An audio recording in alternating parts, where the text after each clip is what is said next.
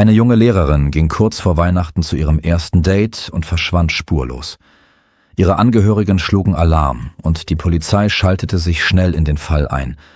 Sobald sie mit den Ermittlungen begannen, offenbarte sich ihnen eine so erschreckende Wahrheit, dass selbst erfahrene Ermittler das Geschehene kaum glauben konnten. Und als alle Details dieser Geschichte bekannt wurden, ging sie landesweit durch die Medien. Katie Locke wurde im Januar 1992 in einem Vorort von London geboren.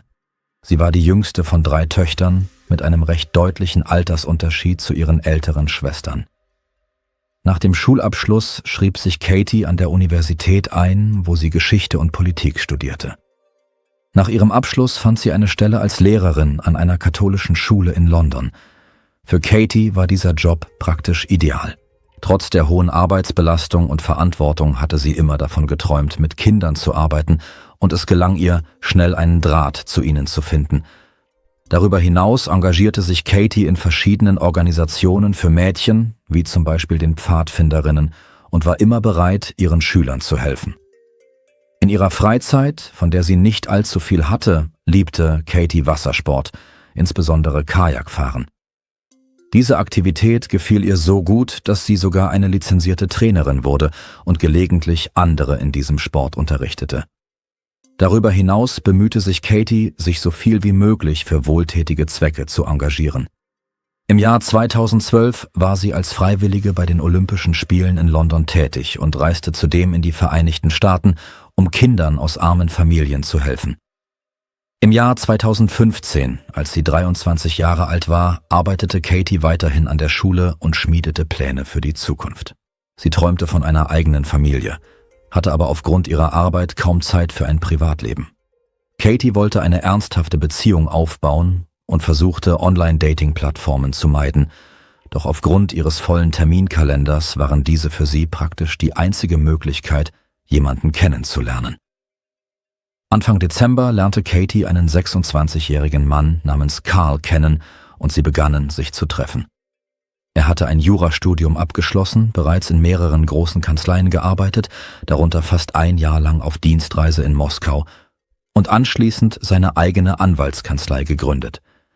Darüber hinaus betrieb er einen eigenen Blog, in dem er sich zu verschiedenen humanitären Problemen der Menschheit äußerte und Gedichte schrieb.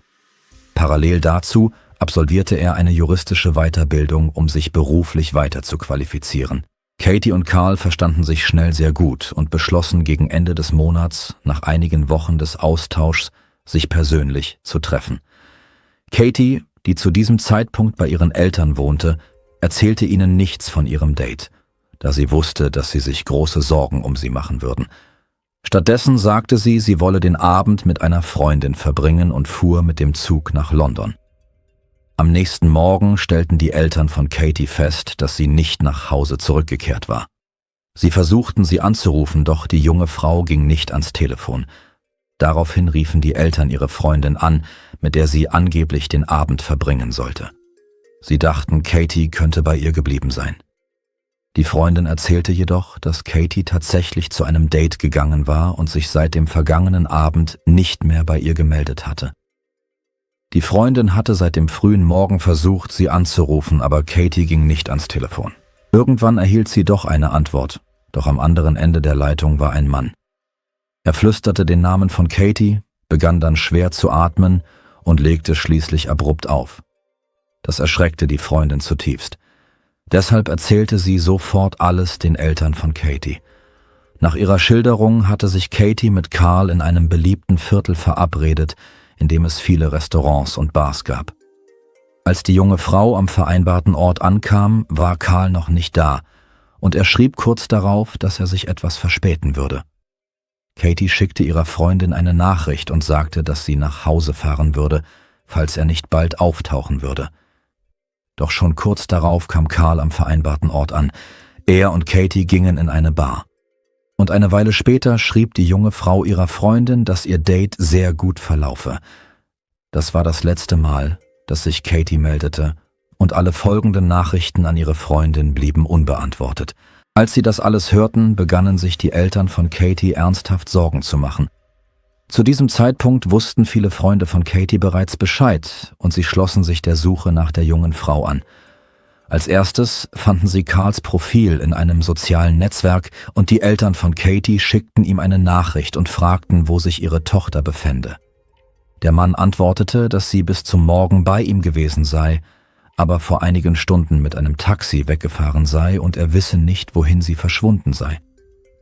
Da die Angehörigen von Katie jedoch außer Carl keine weiteren Anhaltspunkte hatten, suchten sie seine Privatadresse im Internet heraus und der Vater von Katie fuhr hin, um persönlich mit ihm zu sprechen. Als er dort ankam, erfuhr er, dass Carl bei seinen Eltern wohnte.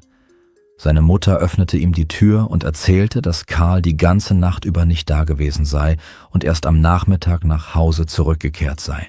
Im Moment sei er jedoch gerade mit dem Hund spazieren. Nachdem der Vater von Katie der Frau die Situation erklärt hatte, rief sie ihren Sohn an, um ihn nach Hause zu holen. Doch zur Überraschung der Frau erzählte Carl ihr fast sofort, dass er Katie getötet habe. Der Mann fügte hinzu, dass er ein Monster sei und bat seine Mutter nicht wegen ihm zu weinen. Auf die weiteren Fragen der schockierten Frau antwortete Carl, dass er sich in der Nacht stark betrunken und die junge Frau erwürgt habe, woraufhin er sie in eine Decke gewickelt, in einen Gepäckwagen auf dem Hotelgelände gelegt und die Leiche im Gebüsch zurückgelassen habe. Danach sagte er, dass er vorhatte, seinen Eltern nach Weihnachten alles zu gestehen, weil er ihnen die Feiertage nicht verderben wollte. Zum Schluss erklärte er, dass er auf einer Bank im Park sitze und nannte ihr den genauen Ort. Die Eltern von Katie wandten sich sofort an die Polizei, obwohl sie hofften, dass das alles nur ein extrem grausamer Streich sei und ihre Tochter in Wirklichkeit noch am Leben sei. Die Beamten fuhren zu dem Park und nahmen Carl fest, der ruhig auf der Bank saß und auf sie wartete. Sie sahen auch zahlreiche Kratzer an ihm und auf seiner Kleidung befanden sich Blutspuren. Während die Polizeibeamten ihm Handschellen anlegten, erklärte er ihnen, wo genau sie nach der Leiche von Katie suchen sollten. Sie gaben diese Information an ihre Kollegen in London weiter, die sich sofort auf den Weg zum Tatort machten und tatsächlich auf dem Hotelgelände eine in eine Decke gewickelte Leiche fanden. Medizinische Experten stellten fest, dass die Todesursache Ersticken war. Außerdem fanden sie an ihrem Körper zahlreiche Verletzungen, die wie Abwehrverletzungen aussahen. Alles deutete darauf hin, dass das Opfer ziemlich lange mit dem Täter gekämpft hatte. Darüber hinaus fanden die Experten Spuren einer brutalen Misshandlung, die bereits nach dem Tod des Opfers stattgefunden hatte. Als Carl zum Verhör gebracht wurde, wurde ihm auch eine Blutprobe entnommen, in der Spuren von Alkohol sowie von illegalen Substanzen und verschreibungspflichtigen Medikamenten gleichzeitig gefunden wurden. Obwohl er seiner Mutter gegenüber zunächst die Tat gestanden und den Polizeibeamten auch gesagt hatte, wo sie die Leiche des Opfers finden könnten, sagte der Mann bei der ersten Vernehmung fast kein Wort. Er ignorierte die Fragen der Ermittler und weigerte sich, Aufschluss darüber zu geben, was mit Katie geschehen war. Doch die Ermittler hatten bereits begonnen, ihre eigene Version der Ereignisse zusammenzustellen. Seine Mutter erzählte ihnen, dass Carl ihr neben dem Geständnis des Mordes, das er am Telefon abgelegt hatte, auch kurz die Umstände des Geschehens geschildert hatte. Seinen Worten zufolge habe er Katie während des Geschlechtsverkehrs versehentlich erwürgt, da die junge Frau zuvor zugestimmt habe, mit ihm eine Beziehung mit Folterelementen einzugehen. Den Ermittlern erschien diese Version der Ereignisse äußerst unwahrscheinlich. Erstens wies der Körper des Opfers zahlreiche Schürfwunden und Kratzer auf, die zu Lebzeiten entstanden waren, was die Experten zweifelsfrei feststellen konnten. Zweitens hatte Carl das Opfer bereits nach dessen Tod missbraucht, was mit der Theorie eines versehentlichen Todes völlig unvereinbar war. Die Polizei begann, den Ablauf der Ereignisse jenes Abends zu rekonstruieren und verfolgte die Bewegungen von Katie und Carl anhand von Überwachungskameraaufnahmen, Geolokalisierungsdaten der Smartphones und Zeugenaussagen. Nachdem sie sich in der Nähe der U-Bahn-Station getroffen hatten, gingen sie in eine Bar, wo sie mehrere Stunden verbrachten. Den Aussagen von Mitarbeitern und anderen Zeugen zufolge hatte sich Carl stark betrunken und gegen 1:30 Uhr nachts bestellte Katie mit ihrem Handy ein Taxi. Als Ziel gab Katie ein Hotel an, das etwa 40 Kilometer von der Bar entfernt lag. Da all dies kurz vor Weihnachten geschah, herrschte dichter Verkehr, sodass die Fahrt etwa 2 Stunden dauerte. Katie bezahlte die Fahrt mit 65 Pfund von ihrer Karte. Später wurde Carl unwohl und ihm wurde übel. Infolgedessen musste die junge Frau weitere 80 Pfund für die Reinigung bezahlen. Um 3:30 Uhr morgens kamen sie im Hotel an. Die Ermittler fanden heraus, dass Carl dort kurz vor dem Treffen mit Katie ein Zimmer auf seinen Namen gebucht hatte.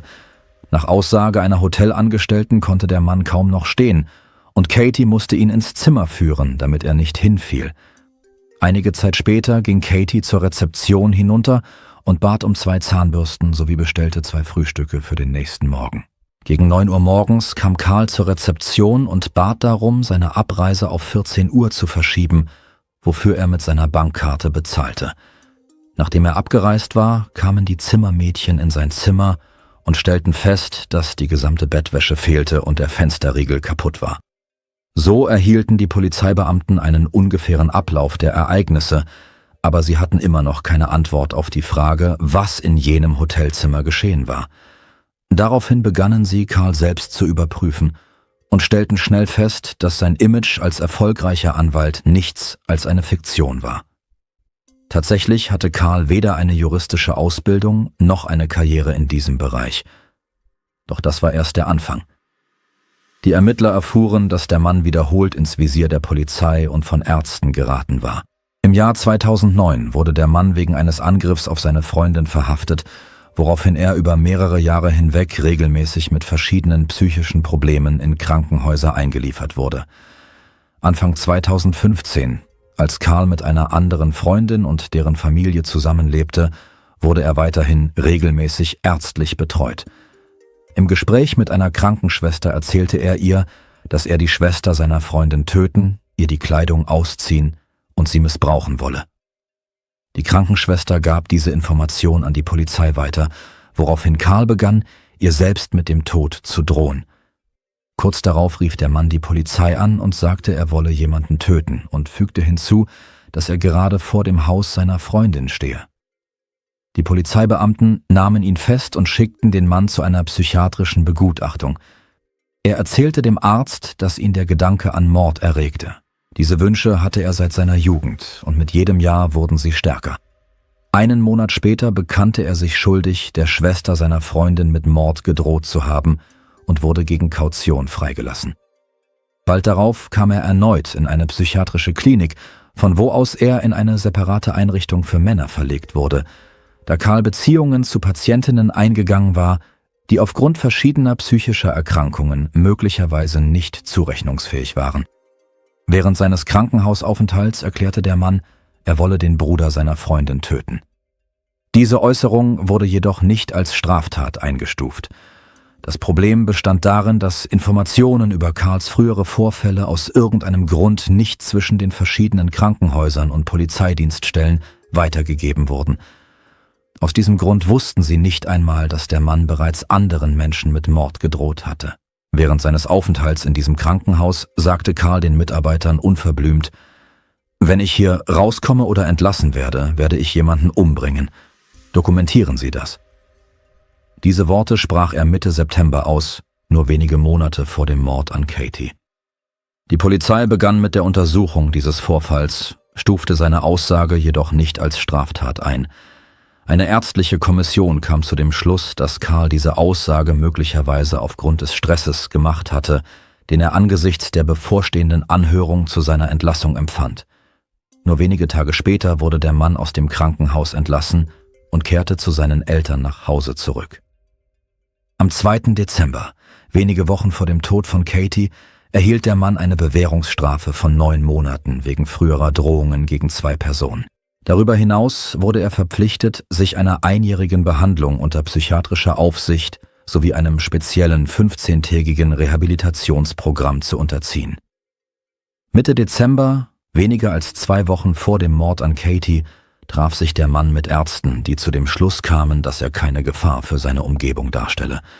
Dabei hatten weder die Ärzte noch die Polizei einen vollständigen Überblick über Carls Verhalten in den Zeiträumen, in denen er an anderen Orten lebte und formal unter der Zuständigkeit anderer Behörden stand, was ebenfalls ihre Entscheidung beeinflusste.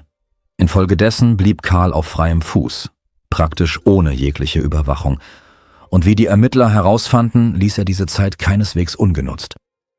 Als die Polizei Zugang zu Carls Internetaktivitäten erhielt, stellten sie fest, dass er zum Zeitpunkt der Ermordung von Katie aktiv verschiedene Online-Dating-Dienste nutzte und mit etwa 20 Frauen in Kontakt stand. Sie erfuhren auch, dass Carl etwa 2 Monate lang mit einer Frau kommuniziert hatte. Am Tag nach der Ermordung von Katie, noch vor seiner Festnahme, rief der Mann sie an und sagte, er habe jemanden getötet und müsse deshalb für lange Zeit ins Gefängnis. Was die anderen Frauen betraf, so ging er wiederholt mit ihnen auf Dates. Der Mann verabredete sich immer an demselben Ort, an dem er sich mit Katie getroffen hatte, und führte seine Begleiterinnen anschließend in eine Bar. Zuvor fand er heraus, wo sie wohnten, und buchte ein Hotel in der Nähe dieses Ortes, damit sie eher bereit waren, dorthin zu fahren. Carl kaufte ihnen Getränke und drängte sie aktiv dazu, so viel wie möglich zu trinken, wobei er sich selbst ebenfalls betrank. Wenn eine Frau schließlich bereit war, mit ihm ins Hotel zu gehen, machten sie sich auf den Weg dorthin. Vor seinem Treffen mit Katie hatte der Mann jedoch niemandem etwas zuleide getan. Darüber hinaus erfuhren die Ermittler, dass er für Heiligabend, fast einen Tag nach dem Mord, ein Date geplant hatte. Obwohl die Ermittler eine beeindruckende Beweislage zusammengetragen hatten, weigerte sich Carl weiterhin, die Tat zu gestehen und wollte der Polizei auch keinen Zugriff auf sein Smartphone gewähren. Dennoch bekannte sich der Mann im März 2016, 3 Monate nach dem Mord, vor dem Richter des Mordes schuldig, weigerte sich jedoch, Einzelheiten zu diesem Verbrechen preiszugeben. Da die Ermittler keinen Zugriff auf sein Smartphone erhalten konnten, musste die Staatsanwaltschaft die Urteilsverkündung verschieben. Sie waren der Ansicht, dass, da Carl den Inhalt des Telefons so verzweifelt vor ihnen verbergen wollte, dieser für den Fall von enormer Bedeutung sein müsse. Und schließlich bestätigte sich diese Vermutung. Nach langen Monaten der Überredungsversuche nannte der Mann ihnen schließlich sein Passwort, und die Polizeibeamten sahen in seiner Galerie Fotos von der Leiche von Katie, nachdem er sie missbraucht hatte. Dann legte er doch so etwas wie ein Geständnis ab und sagte, der Tod der jungen Frau sei ein Unfall gewesen. Er kam auf dieselbe Geschichte über den Geschlechtsakt mit Folterelementen zurück, dem Katie angeblich zugestimmt hatte. Seinen Worten zufolge habe die junge Frau seine Hand selbst an ihren Hals gelegt, woraufhin er sie versehentlich erwürgt habe. Dabei gab er zu, dass er sie erst danach missbraucht hatte und bestätigte auch, dass er die Leiche versteckt hatte. Anschließend aß er in aller Ruhe sein Frühstück und verließ das Hotel. Es ist erwähnenswert, dass nicht einmal der Anwalt des Mannes die Unfalltheorie als Verteidigungsstrategie nutzte, da sie völlig absurd war und im Widerspruch zu allen vorliegenden Beweisen stand. Die Anklage war der Ansicht, dass Carl ein brutaler Sadist mit monströsen Fantasien war, die er an Katie ausleben wollte. Ihrer Darstellung zufolge hatte die junge Frau ihm gegenüber Freundlichkeit gezeigt, indem sie ihn zum Hotel fuhr, da er stark betrunken war. Sie zahlte viel Geld für das Taxi und blieb, um auf ihn aufzupassen, da er sich offensichtlich unwohl fühlte. Doch Carl, der nicht nur unter Alkoholeinfluss stand, sondern auch illegale Substanzen sowie legale verschreibungspflichtige Medikamente eingenommen hatte, griff sie an und tötete sie, woraufhin er unvorstellbare Gräueltaten an ihr verübte. Vor der Urteilsverkündung traf sich auch einer der bekanntesten Psychiater des Landes mit Carl, der zu dem Schluss kam, dass der Mann eine ernsthafte Gefahr für Frauen darstelle und es höchstwahrscheinlich nicht mehr gelingen werde, dies durch eine Behandlung zu beeinflussen. Letztendlich wurde Carl zu lebenslanger Haft verurteilt, mit der Möglichkeit einer vorzeitigen Entlassung frühestens nach 26 Jahren. Zuvor verlas sein Anwalt einen Brief, in dem sich der Mann bei den Angehörigen des Opfers für seine Tat entschuldigte. Er selbst schwieg jedoch, doch damit war die Geschichte noch nicht zu Ende. Die Eltern von Katie machten nicht nur Carl für das Geschehene verantwortlich, sondern auch staatliche Stellen, darunter den National Health Service in England. Sie waren der Ansicht, dass die Ärzte ein genaueres Bild davon hätten gewinnen können, welche Gefahr von diesem Mann ausgeht und ihn von der Gesellschaft hätten fernhalten können, wenn alle Informationen über Carls Verhalten und Diagnosen zwischen den verschiedenen Einrichtungen, in denen er behandelt wurde, ausgetauscht worden wären. In diesem Zusammenhang wurde eine vom Gesundheitsdienst initiierte Untersuchung der Situation durchgeführt. Unabhängige Experten bestätigten, dass die Koordination zwischen den verschiedenen Einrichtungen verbesserungsbedürftig sei, kamen jedoch zu dem Schluss, dass selbst wenn alle Informationen über Carl vollständig weitergegeben worden wären, dies dennoch nicht ausgereicht hätte, um den Mord vorherzusagen. Im Jahr 2017 erhielt Carl 3 weitere Jahre Haft. Er griff einen Gefängniswärter an, weil dieser sich geweigert hatte, ihm Zigaretten und Tee zu bringen. 7 Jahre später, im Jahr 2024, erhielt der Wärter eine Entschädigung in Höhe von 600.000 Pfund. Im Jahr 2021, 6 Jahre nach dem Mord, wurde Carl in einer Blutlache auf dem Boden seiner Zelle gefunden. Er wurde ins Krankenhaus gebracht, starb jedoch, und die Ermittlungen ergaben, dass der Mann zum Zeitpunkt des Vorfalls allein dort war. Damit war diese Geschichte abgeschlossen, und es wurden keine konkreten Schritte unternommen, um die Zusammenarbeit zwischen den medizinischen Einrichtungen zu verbessern. Die Eltern des Opfers sind weiterhin der Ansicht, dass die Weitergabe aller Informationen über den Täter das Leben ihrer Tochter hätte retten können und hoffen, dass die Situation früher oder später korrigiert wird. Danke fürs Zuschauen und passen Sie auf sich auf.